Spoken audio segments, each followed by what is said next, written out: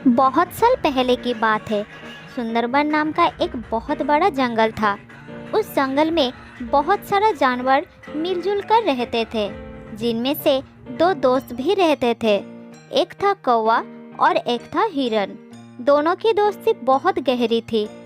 दोनों एक साथ जंगल में घूमते थे और मजे करते थे।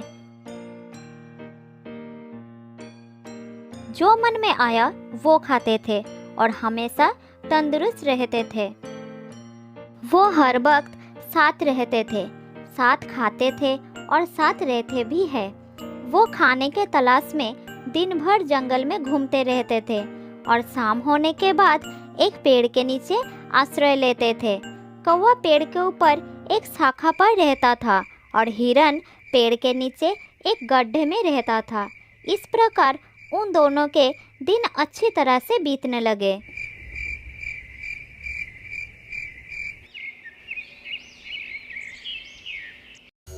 एक दिन जब वो दोनों जंगल में घूम रहे थे, तब एक चालाक लोमड़ी की नजर हट्टे कट्टे हिरन पर पड़ी और वो मन ही मन सोचने लगी, अगर मुझे इस हिरन को खाना है तो कोई ना कोई रास्ता निकालना पड़ेगा।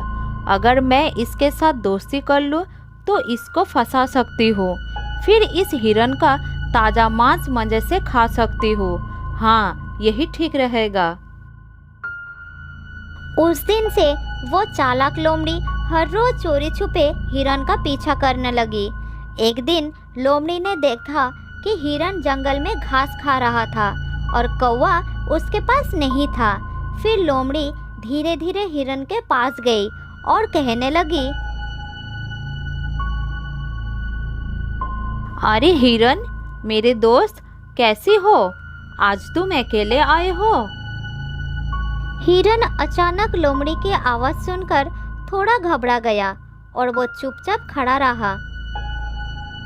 अरे रुको रुको दोस्त, घबराओ मत, मैं तुम्हें कुछ नहीं करूँगी। कौन हो तुम और मुझे अपने दोस्त क्यों बुला रही हो? मैं तो तुम्हें पहचानता भी नहीं। अरे भाई, जान पहचान तो हो ही जाएगी। क्या तुम मुझसे दोस्ती करोगे? नहीं, अनजान लोगों से दोस्ती नहीं करना चाहिए। माफ करना, मैं आपकी दोस्त नहीं बन सकता। मेरा एक दोस्त है।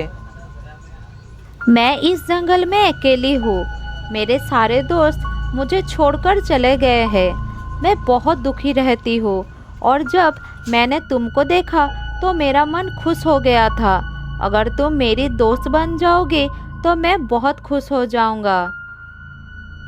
ये कहते कहते लोमड़ी की हृदय दुख से भर गई और उसकी आंखों में आंसू आ गई। लोमड़ी की आंखों में आंसू देखकर हिरन का दिल नर्म हो जाता है और वो उसकी दोस्ती स्वीकार कर लेता है। उस दिन से दोनों एक साथ समय बिताने लगे। नए दोस्त को पाकर हिरन कौवे को बिल्कुल भूल जाता है। दोस्त हिरन, क्या तुम मुझे अपना घर दिखाओगे? मैं तुम्हारा घर देखने के लिए बहुत उत्सुक हूँ। ले चलो ना दोस्त। हाँ दोस्त, बिल्कुल ले जाऊंगा। तुम मेरे नए दोस्त, तुम्हें अपना घर दिखाने में कोई समस्या नहीं है। चलो मेरे साथ। हिरन लोमड़ी को साथ लेकर अपने घर के तरफ चलना शुरू किया। इधर कौवा दूर से देखा कि हिरन और लोमड़ी साथ में चल रहे थे। फिर कौवा उनके जाने से पहले ही अपना घर में पहुंच चुका था। तब हिरन लोमड़ी को लेकर कौवे के पास आया। कौवा भाई, ये लोमड़ी मेरा नए दोस्त है। ये बहुत ही अच्छा है। इसका कोई और दोस्त है ही नहीं और अकेला रहता है। चलो हम दोनों ही इसके दोस्त बन जाते हैं।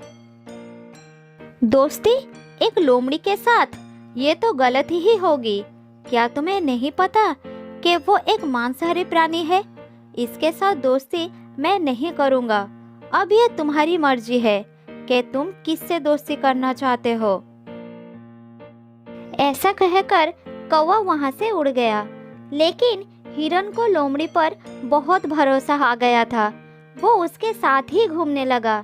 एक दिन लोमड़ी ने हिरन को कहा, दोस्त हिरन, आज मैं तुम्हें एक जगह ले जाऊंगी जहाँ तुम्हें अपना मनपसंद बहुत सारा खाना मिलेगा।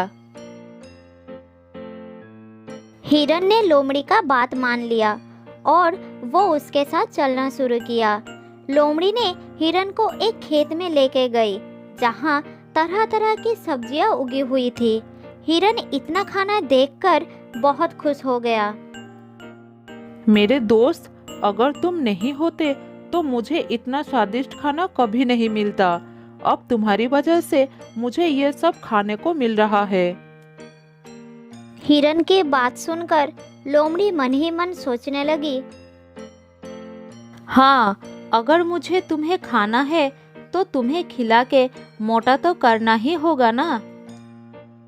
हाँ दोस्त, मैं जानता था कि तुम्हें ये सब खाना बहुत पसंद आएगा, इसलिए मैं तुमको यहाँ ले आया। उस दिन के बाद से उन दोनों को इस खेत पर आकर खाने की आदत हो गई। जल्द ही खेत के मालिक को पता चल गया कि कोई उसकी खेत को नष्ट कर रहा है और वो किसान उसको पकड़ना चाहता था। इसलिए खेत में उसने एक जाल बिछा दिया।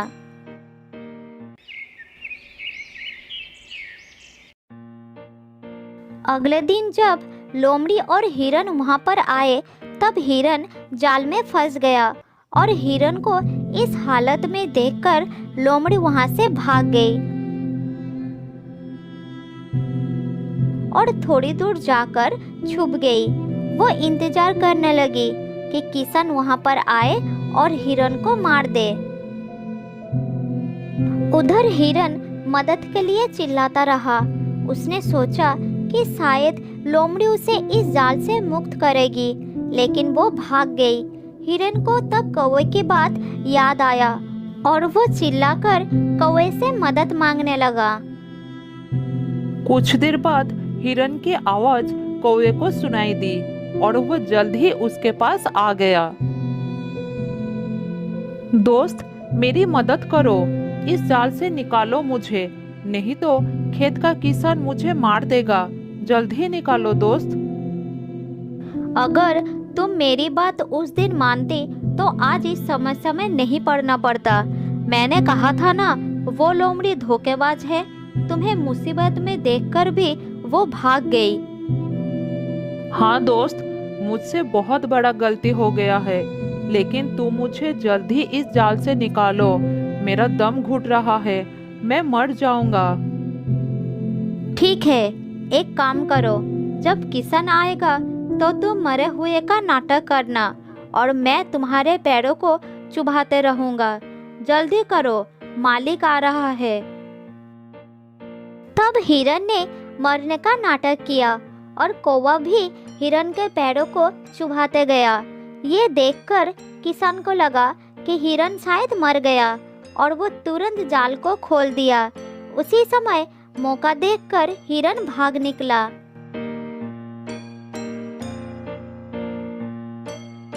लोमड़ी दूर से ये सब देख रही थी। हिरन के भाग जाने से वो निराश हो गई। उसने सोचा था कि वो हिरन के स्वादिष्ट मांस को खाएगा, लेकिन कौवे ने आकर सब कुछ खराब कर दिया। उधर अपना घर पहुंचकर हिरन ने कौवे को धन्यवाद दिया और फिर से दोस्ती कर ली। फिर कौवे ने बोला, अब उस लोमड़ी को सबक सिखाना पड़ेगा। हाँ, उसे सबक सिखाना ही पड़ेगा। मुझे पता है वो कहाँ रहती है। जैसे लोमड़ी ने तुम्हें फंसाए है ना, उसी तरह तुम भी उसका विश्वास जीतकर उसे फंसाओ। किसी भी तरह हम उसको खेत के मालिक से पकड़वाएंगे।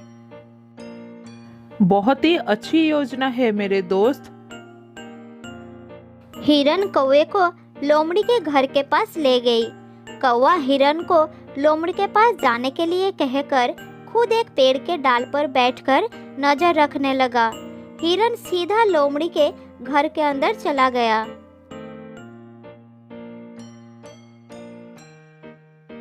अरे दोस्त, तुम पहले की तरह मुझसे बात क्यों नहीं कर रही हो? तुम्हें पता है उस दिन मैं किसान के जाल में फंस गई थी और भगवान की दया से मैं वहां से भाग निकला। सच में? मैं तो पानी पीने गई थी, ये सोचकर कि तब तक तुम थोड़ा खाना खा लोगे। मुझे पता ही नहीं चला कि इतना कुछ हो गया, नहीं तो मैं तुम्हारी मदद जरूर करता। अब जो हुआ सो हुआ, बुरा मत मानो मेरे दोस्त। इस बार तो हिरन खुद मेरे पास आया है, अब तो मुझे इसको खाना ही पड़ेगा। फिर दोनों साथ साथ समय बिताने लगे। फिर एक दिन चालाक हिरन उस लोमड़ी को खेत के पास ले गया। लोमड़ी बात करते करते जाल को नहीं देख पाई और जाल में फंस गई।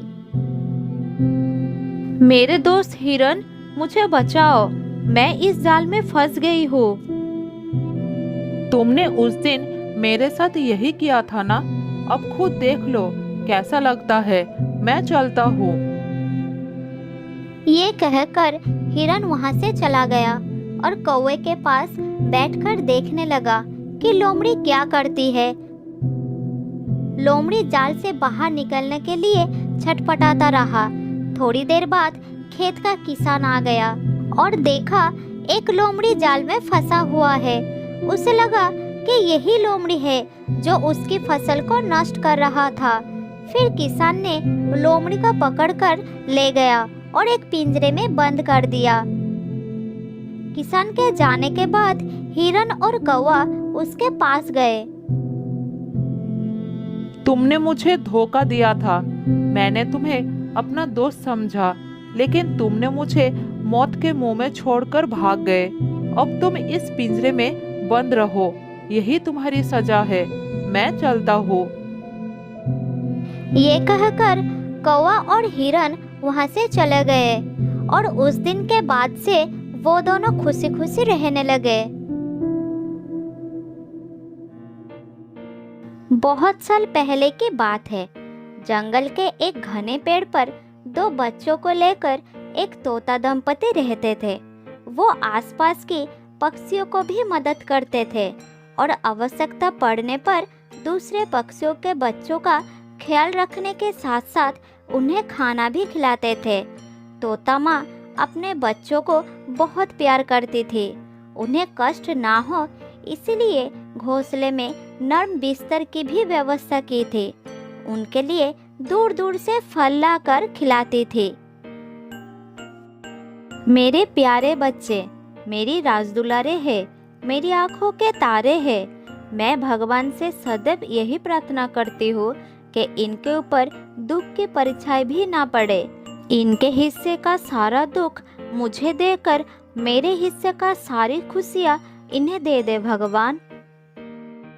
तुम बच्चों से इतना प्यार करती हो, इनके लिए दूर दूर से खाना लाती हो, इन्हें खिलाती हो, हर परेशानी और खतरे से इन्हें बचाती हो, किसी खतरे में भी डरती नहीं हो।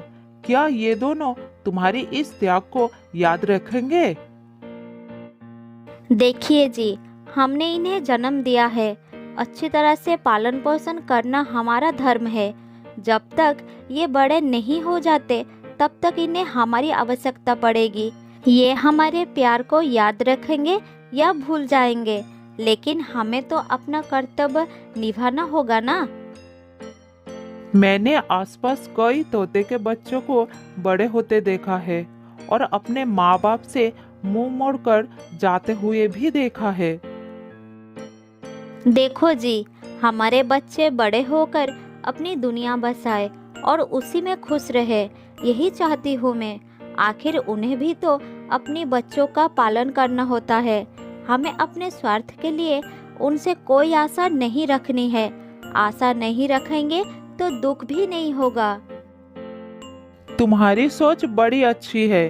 तुम्हारी खुशी को किसी की नजर ना लगे, मैं यही चाहता हूँ। मैं तुम्हें और अपने बच्चों को लेकर आजीवन सुखी रहना चाहता हूँ। उन दोनों की बातें चल रही थी और पास के डाल पर बैठा हुआ एक कौवा सब सुन रहा था और मन ही मन जल रहा था। दूसरों की खुशियाँ उन्हें बर्दाश्त नहीं होती थी। ये तोते तो अपनी परिवार में बड़े मजे कर रहे हैं। अपने आप को ना जाने क्या समझ रही है। इससे तो मजा चखाना पड़ेगा। कौवे ने इधर उधर नजर घुमाई और उसके दिमाग में एक योजना आई। पास के एक डाल पर मधुमक्खी का एक छत्ता था। छत्ते को देखकर कौवा सोचा, अगर मैं इस छत्ते पर टोका मारकर भाग जाऊं तो मधुमक्खियां बहुत क्रोधित हो जाएगी और वो सब छत्ते से बाहर आ जाएगी और सबसे पहले तोते परिवार को देखेगी। फिर मधुमक्खियां इस तोते की हालत बहुत खराब कर देगी। मुझे तो ये सोचकर ही बहुत आनंद हो रहा है। ये कहकर कौवा वहां से उड़ गया और उस छत्ते पर चोंच मारकर भाग निकला।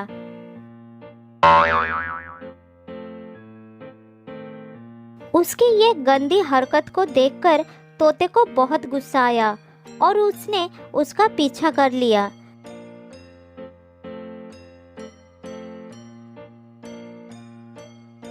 इधर बहुत सारे मक्खियों को क्रोध आ गया। बाहर निकलते ही उन्हें तोता का परिवार नजर आया। तोता माँ ने झट से देख लिया। उसे अपने बच्चों के चिंता आ गई। माँ तोता अपने बच्चों को पूरी तरह से ढक लिया। फिर मधुमक्खियाँ वहां आकर माँ तोता को डंक मारने लगे। उसे बहुत पीड़ा हो रही थी, लेकिन डंक सहकर भी बच्चों को बचा रही थी।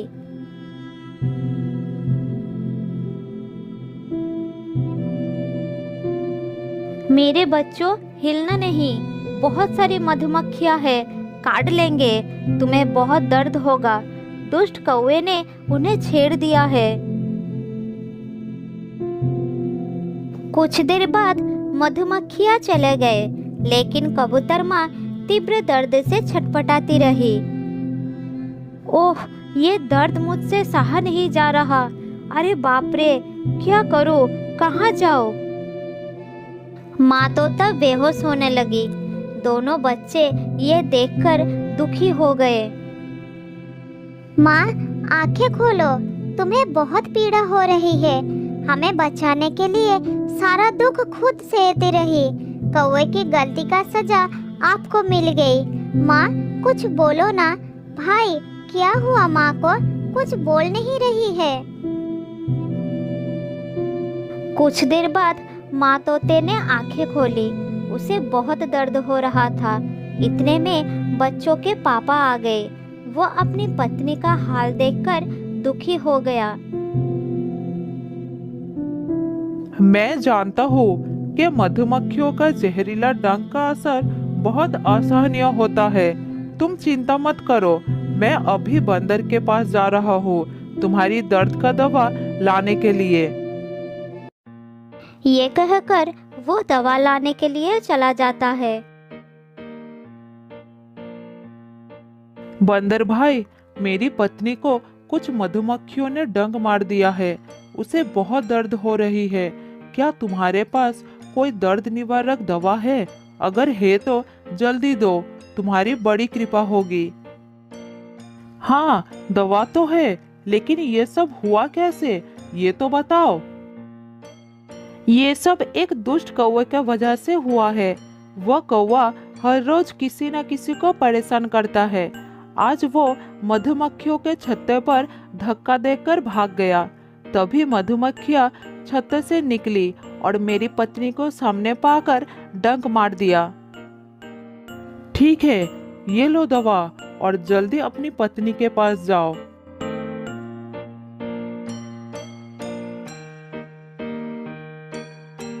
कुछ देर के बाद तोता दवा लेकर आ गया और उसने अपनी पत्नी को दवा खिला दी। थोड़ी देर के बाद माँ तोता को आराम हुआ। इसके बाद 2 दिन बीत गया।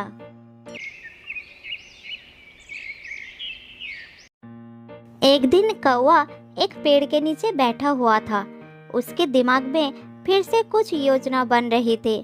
इतने में तेज हवा चली और मधुमक्खियों के छत्ते पर एक लकड़ी का टुकड़ा आ गिरा। मधुमक्खियाँ भड़क गई। उन्हें पेड़ के नीचे कौवा दिखाई पड़ा और सारे के सारे उस पर टूट पड़े। उन सब ने मिलकर कौवे को इतना काटा कि वो दर्द से पागल हो गया।